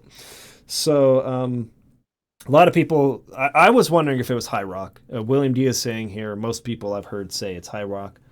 So okay. So that's the top or the northwestern area of the continent. Because Skyrim is in the far north, and then you have Black Marsh in the southeast, Cyrodiil in the center of the continent, basically. Then the northeast is Morrowind. You have Daggerfall in the southwest-ish area, and then High Rock in the northwest. And isn't that where the orcs come from? The orc people? Or are they, if I'm remembering right, maybe they have like a small province in between Skyrim and High Rock. I can't remember. Mm-hmm. I don't remember which people, which race of people in Elder Scrolls comes from High Rock. But I don't think that we've ever had an Elder Scrolls game that takes place in High Rock, unless it was like Elder Scrolls Arena or something. But I don't remember. I didn't play that game because I know that the Elder Scrolls 2 was in Daggerfall. Elder Scrolls 3 was in Morrowind. Obviously, it's called Morrowind. Elder Scrolls 4 was in Cyrodiil. 5 was in Skyrim. So the theme song for Morrowind, Oblivion, and Skyrim are all the same theme. They're just arranged differently. So Oblivion sounds like Pirates of the Caribbean. And then in Skyrim, obviously, you have the men's chorus. Dun dun dun dun dun dun dun dun dun dun dun dun. And they have a very slow version of that theme in Morrowind. It's like real soft. Bum bum bum. Bum bum bum. So yeah, it's the same theme across all the games, but arranged differently. And they had the arrangement that was used in this little teaser. I wasn't a big fan of. Yeah, it was short though, just a little flyover, and that was it. So, anyways, looking forward to more of that. Again, Starfield, kind of the same thing. It's like, ooh, a new IP for the first time in 20 years from Bethesda. They're making a new game. It's a science fiction of some kind. That's about all we know.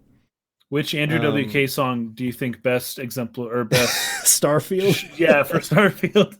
Which best shows that Starfield's mood? Probably Party Till You Puke. Let's go with that one. They'll bring him on next year. Actually, that's unfortunate. He'll probably never go to E3 again, but the reaction was not good. Yeah, it's too bad, dude. But I loved it. I love it when people do stuff that's different. A lot of these press conferences are getting really stale, which is part of why I like the Nintendo Direct route. Yeah. I just think that's probably the best way to go. I wish the rest of them would follow suit. Millionaire executives like pretending that they care about any of this stuff. Well, and there's just so much room to stumble on your words or for something to go wrong. Like, remember when I don't know if you were watching the Ubisoft conference. I did, but, when Frodo Baggins came on stage. And his teleprompter broke, and he was like... he was like, oh, no! He was like, you're an actor. Know your lines, guy. Come on. But it's just, there's so much opportunity for something to go wrong like that when all of your presentation is being done by hosts or whatever that are reading a teleprompter or doing it live versus they made a video beforehand and everything can just go really smoothly, the whole presentation. And I also love the all the motion graphics and everything for the Nintendo Directs, with all the whole Switch red white theme. It just looks and feels really nice, and it moves. The pace moves well. There's no person forgetting what they're supposed to say or being nervous on stage. Like, it just all flows really well. You get the information you want. And claps like every minute that the executive talks. So we are this kind of company, and we've been doing this for 30 years. Oh, and everyone claps for like 15 seconds, and he just sits there. Okay. There's a new game we have. Oh, everyone claps. And it's like, come on, get along with it. Come on. Yeah, just move. The pace is so broken. Yeah. I felt that was especially bad in the Bethesda conference because they kept like prompting the audience to applaud. He would stop on purpose and wait, and then it would go like this with his hands and like, feel free to applaud. It's. You don't get any of that awkwardness with the Nintendo Directs. I just think the presentation is so much cleaner. I wish they would all switch to that, basically. And you could still have, like, what I would like is if they would do maybe a combination of the two. So you have like a more of a direct presentation as they're explaining the game, talking about the game, showing the game, and then maybe they have people who can come on stage afterwards and they can sort of like give further information, more interview style, right? or something like that. But like, I don't know. Anyways, we're getting way off topic here. Um, They need to change everything. Beyond Good and Evil Beyond Good and Evil 2 2, that game was looks crazy, dude. crazy. I liked it. I really liked what I saw. I like it too. I like it too. Yeah, that was It's wild. like, I don't get what's up with the pig people. I know they were in the first game, but like, I don't know. That game looks freaking nuts, and it looks so crazy. epic. I can't even believe it. Yeah, it looks awesome. I didn't play the first game. Me neither. The visual style of between that and this is very different. It was definitely going for more real, dude. Yeah. It was going for a much more cartoony look art style was in the past, and now they're going for the hyper realism thing. But the world seems nuts to me. It just seems like really crazy. It feels so different and so unique to basically everything else we're seeing from a lot of AAA developers these days. That I'm just for that reason alone, it just sticks out. And the trailer was really well directed. Yeah. So excited for that. They didn't show any gameplay really. More just like world concept. They showed Jade, the main character from the first game, came in at the end. That was cool. A cool reveal, the way she came in. So the game looks awesome. Looks really cool. And it kind of reminded me a little bit of it had like a Rogue Galaxy kind of feel. Yeah. Just the way that it looked like they were a boat that was in outer space, and then this bigger boat comes. Yeah. I don't know. And I loved Rogue Galaxy, by the way. So Rogue Galaxy's awesome. Yeah, this game really appealed to me. We already talked about Starlink. Star Fox. Not much more to say about that. Assassin's Creed Odyssey. Yeah, because so the buzz online was that it's going to be Vikings. It's going to be Viking related, right? Mm-hmm. That ended up being completely wrong. It was Greek. It's like 500 BC, 300 BC, ancient Greece. Peloponnesian War between Athens and Sparta. Basically 300. So yep.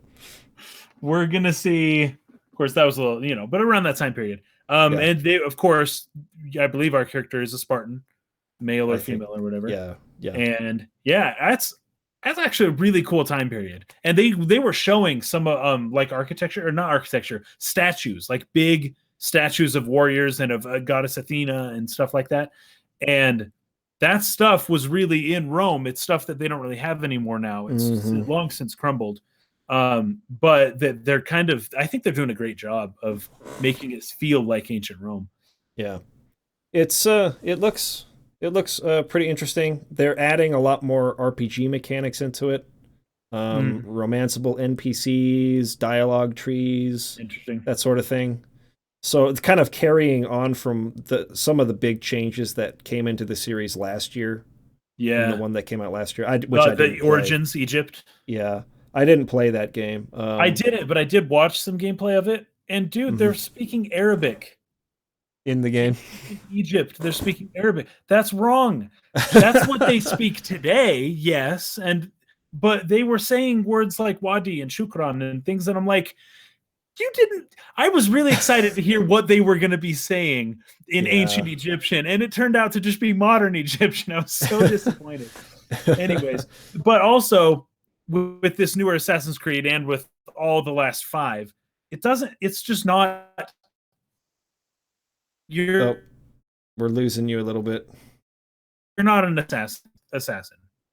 I didn't see any of that in this trailer. Yeah, none of the white hoods and hidden blades and stuff. No. That's very true. So I'll keep an eye on it. I haven't played an Assassin's Creed game since Black Flag. I personally lost a lot of I don't know. I just got burned out. I just didn't really want to play them anymore. And they kind of started going downhill. Well, at least with the one that followed up, the one that happened in the French Revolution. They had a lot of problems with that game. And they've been trying since then to kind of build their trust and get back to where they were, being on top of the world or whatever with Assassin's Creed franchise. I think Origins last year was, at least for most people who played it, kind of a move in the right direction there. But we'll see how this one goes.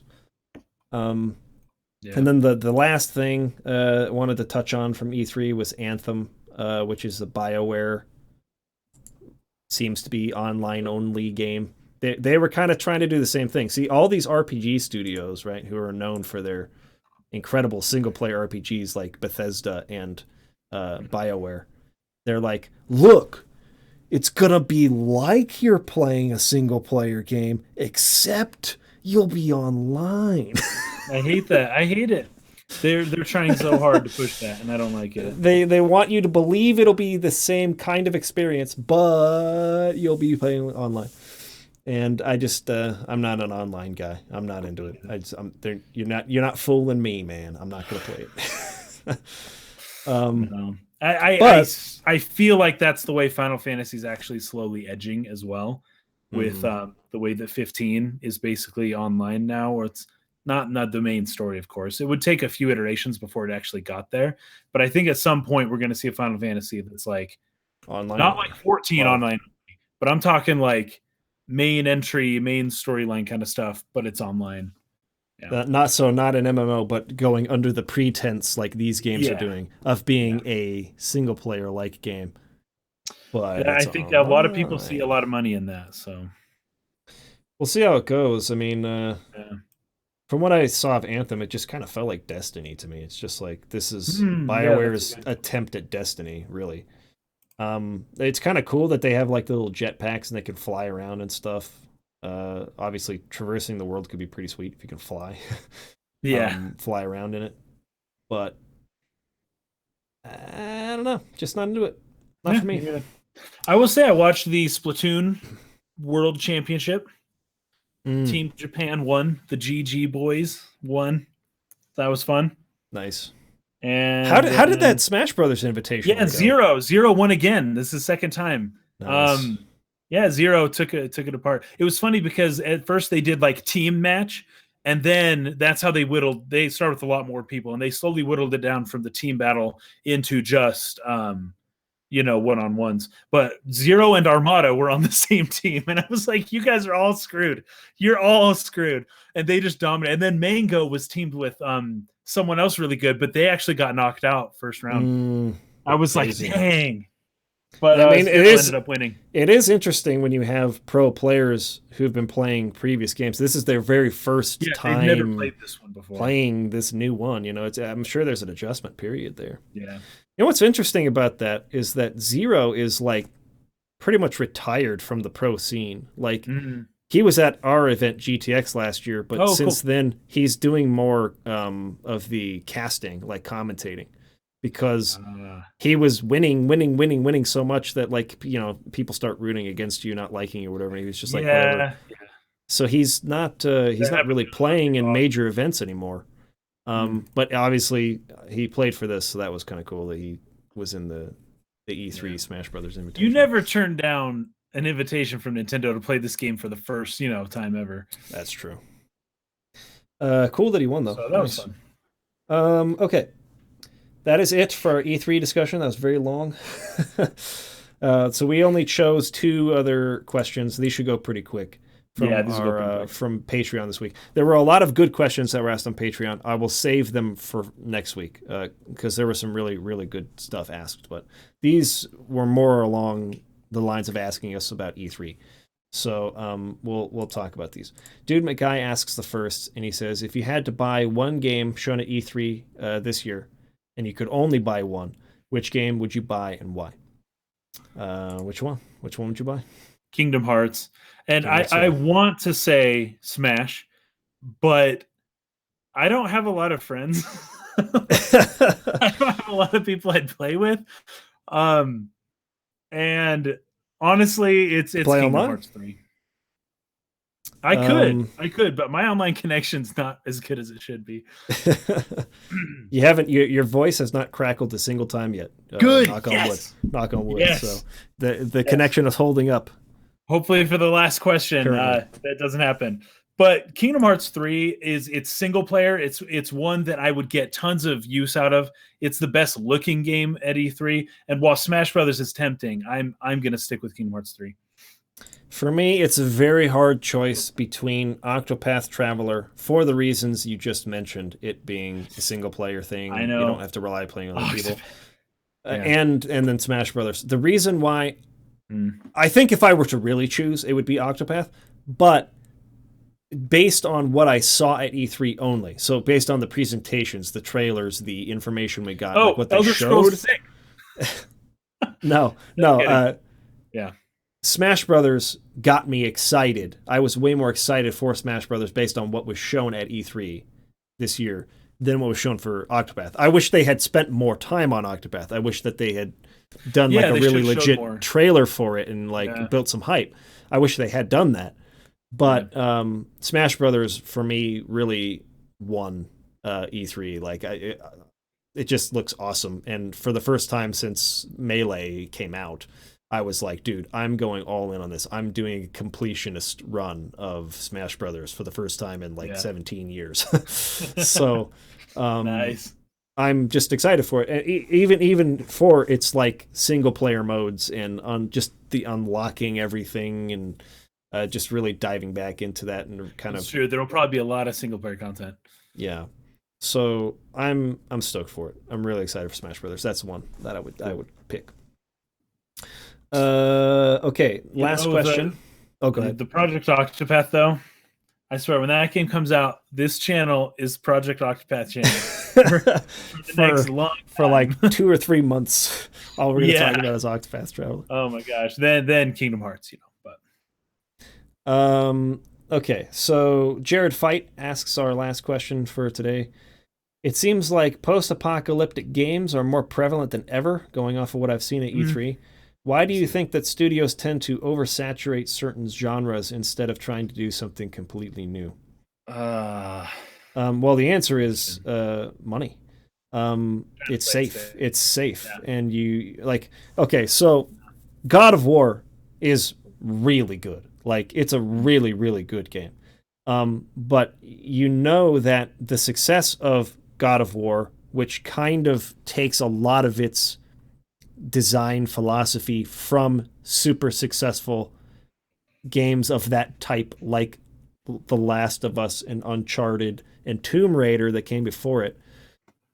There was a part of me while playing it that was like, while this is great, like I recognize the execution is like immaculate, on point, it's phenomenal. It was like, I just feel like I've done this before.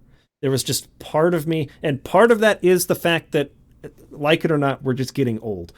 And getting old means we've seen it before. And the older we get, the more we will be able to say, I've seen this before. Yeah. Big, huge part of the reason why. But I think God of War is a freaking fantastic game. A 9 or 10 out of 10 worthy experience. But there was just part of me that's playing it and going like, I feel like I've done this before. And so when I see Ghost of Tsushima and I see The Last of Us Part 2 and I see Tomb Raider and I see all of the single player games, which are what I get most excited about at E3, what cool single player, cool stories are we going to get? And they all are trending in a certain kind of direction. It's just, I start to feel like, dang, like, I wish there was someone trying to do something a little bit different with the single player stuff. But it really is the fact that you see just gigantic success. And it's like this formula is something that really worked. It clicked with players. People really enjoyed it. They loved it. It was captivating to them. Let's do that for our game too. It's really, really hard to create something out of nothing. It's a lot easier, and I say this as a creator, video creator, or doing motion graphics, doing just graphic design and music or anything. You're sitting there lacking inspiration, and what you do to find inspiration is go see what your peers are doing. It's like, that's a really cool idea. I like how they did this. I'm going to incorporate something like that and try to make it my own. Yeah. It's just inevitable. Not even marketers, though. Sometimes it's, not even artists, though. Sometimes it's the marketing team. Sometimes it's the sales team that are drawing a blank as far as what to do.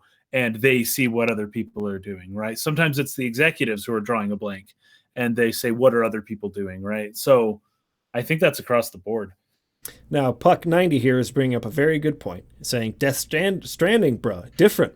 Yes. And that's the one that we kind of ripped a little bit. So let's address that for the sake of trying to be consistent, right? Yes. Because we're all this is way too out there for that.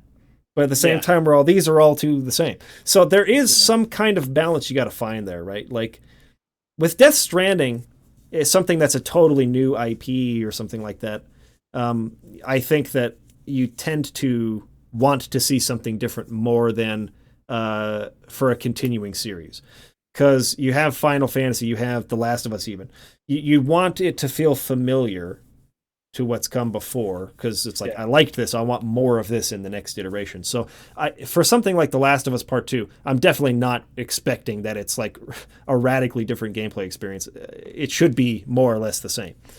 God of War abandoning what it was to become more like that kind of game is something that I think rubbed a lot of people the wrong way within an established series. They wanted something more like what God of War was in the PlayStation 2 and the PlayStation 3, and they got something that kind of moved towards this kind of style of game I'm talking about. With Ghost of Tsushima, which is a brand new IP, never seen anything like that before, or this is a brand new game. Yeah. Kind of inching that way. It sort of, but at the same time, we're sitting here thinking Death Stranding is way too crazy. But the problem with Death Stranding is not that it's trying to do something different. It's that we don't know what it's we doing. Still don't really know what it is. Exactly. I think that's my problem too. It's like I could criticize it more effectively if I knew what it was doing. It's so different from the other kind of games that we've talked about. It's like, what even is this game? This is too crazy. I don't want to talk about it. But that could change once we find out what it is. But right now they're showing off just montages and vignettes and weird like art pieces. And it's like, what's the game? Like how do you interact with this, with what's happening? What's the point of any of this? So it's not so much that the game is too different. It's just that we don't know what it is. Yeah. We haven't for years now. Yeah. But, when someone catches lightning in a bottle, to get kind of back to the question here, when they find something that's unique or new and it's like super great and people are blown away by it and it's like, oh wow, that's amazing, just inevitably going to see people who try to carry that formula over and do like something similar in the same vein because it's safe. We know now that players like this, so let's give them more of it. Now that's going to, for the first few years after a new gameplay style or something has come out, people are going to want more of that. And so it works and works, but then slowly fatigue kind of sets in. It's like, I've done this before. I want something new now. And that's why you see these kind of cycles in the industry of like Halo kind of just like brought FPS into like the total forefront. Like FPS dominates the industry for years. And then slowly people you see the sentiment of like, oh, just another FPS. People are tired of FPS. And then you see like MOBA just like really surge. Yeah. And it's like, oh, MOBA's like the big thing now, League of Legends and Dota 2. And right now, like the post-apocalyptic setting is really big, but the Battle Royale is the gameplay that's surging now. That's becoming the new thing, right? Yeah. And even now you're starting to see people, holy crap, all these people. What is going on with this? Yeah, Get out of here. Get out of here. Okay. Yeah, it's surging right now. And but it's just going to kind of go in waves, and then people get tired of something. They want something new comes, that becomes popular for a lot of years, and then people wane on that. So it's an ebb and flow, and at some point it'll flow in the direction you want it to, Well, even with art direction, right? Remember how in like the mid 2000s every game was like super desaturated. Yeah, grungy, desaturated. Real grungy, like very brown, almost black and white looks to everything, like just real dark. And then it's like everyone even wants Twilight Princess was like that. Yeah, it's like no. Now it's like, oh, we want more color and we want more like, and so like that eventually that'll wane, everything kind of goes in cycles like that. Yep. So it's a matter of audience fatigue. Audience is going to respond really warmly to something. Everyone's going to see there's our opportunity. We know a formula that's safe, that'll work, that'll make us money right now. Jump in on that while it's popular. Then they'll oversaturate the market with it. People will get fatigued. Then someone else is going to have to find the next thing. And it's like in Wall-E, where they're all sitting there, all the fat people are sitting there in their chairs, going around drinking their Slurpees. And then there's a billboard that shows up and says, "Have you seen the color blue? It's the new red." And everyone goes, "Oh," and they all push a button and change their shirt color from red to blue. Exactly right. And it's like, it's just so dumb and simple. But at the same time, it's like, oh, I didn't even realize I've been wearing red all day for like 5 years now. Maybe I should wear blue. And it's humans just kind of don't realize. And before they know it, they're bored of something that they used to like. And they didn't realize it until they saw something that kind of pulled them out of it and was like, oh my gosh, this pirate game looks sweet. I'm done with first person shooters now. Yeah. Yeah, exactly. Yeah.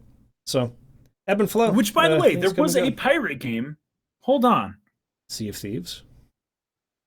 No, it wasn't Sea of Thieves. Oh, Skull and Bones? Ubisoft. Yeah, Skull and Bones. Yeah. Which actually looked kind of cool. The pirate ship battling and it looked pretty realistic. Well, it makes complete sense to me. After Assassin's Creed really came up with that whole which was ship really battling system. That was the best part of freaking like Assassin's Creed 3 and Black Flag, were those freaking like battles on the sea. It's like, make a whole game based around being out there on the sea, but you have all this work you've done to sort of like build that, keep going with it, make a whole franchise based on it. So whole genre, Then you can do that same genre, but in space, and now you've got spaceships boarding each other and space pirates and all that. Yeah. So anyways, Jared Fight, thank you for the question. Yeah, that's it. That's it for our podcast this week. Thanks everybody for joining us. Yes. Overall, it's okay. E3, I guess. Wasn't terrible. I wasn't upset, but I wasn't blown away by anything. I am really looking forward to Smash Brothers. I'm really looking forward to Kingdom Hearts 3. And I'm still looking. Project Octopath. Oh, dude, fetch! I can't wait to play that in 2 days. It's gonna be so good. the demo that comes out. So there are still other games I'm excited for. Just want to see more information on like Ghost of Tsushima and Beyond Good and Evil 2 and other things like that. So there's a lot to look forward to. But that's it. 2019. Thanks, everybody. That'll be a better year. Always look forward. Always look forward. Next thing. Hopefully next year we will finally see Final Fantasy VII Remake. Maybe. We appreciate you guys. Have a great week, and we will see you again soon. Peace out.